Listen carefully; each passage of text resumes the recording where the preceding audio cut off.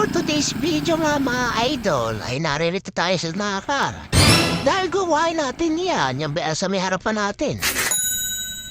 Ikakarga na pala natin at dadalhin nga natin yun sa magsikat mga idol.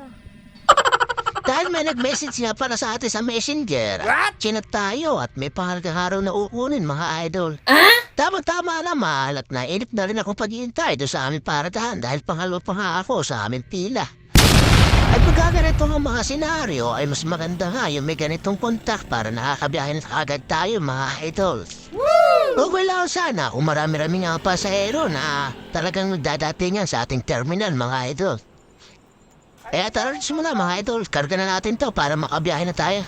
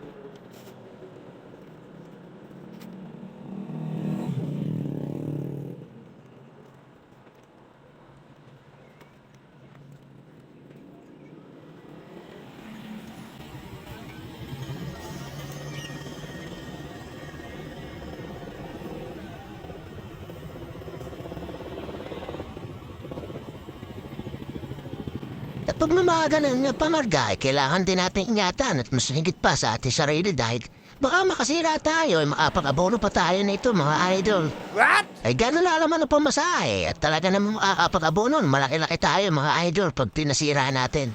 Kaya kailangan natin doble ingat at talagang ayusin natin yung mga paharga natin para hindi masira mga idol.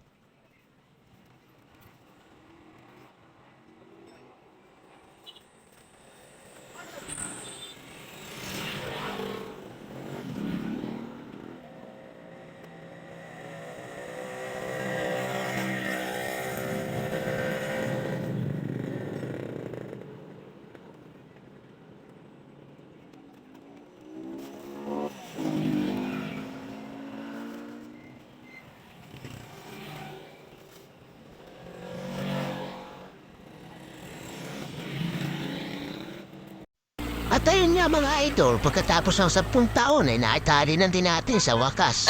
At talaga namang hindi na rin siguro mahuhulog at maayos naman ang pagkatali na ito mga idol. Tingnan naman ninyo idol, para nang sinaputan ng gagamba sa dami ng tali. Charis. Eh hari na tayong lumarga, tara let's na mga idol.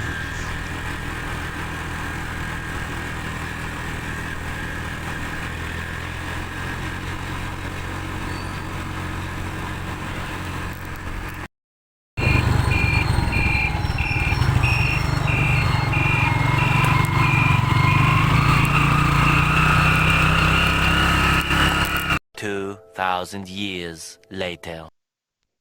Yun mga idol, lahat na tayo siktan. Ayan, ihatid na natin yung pahalaga.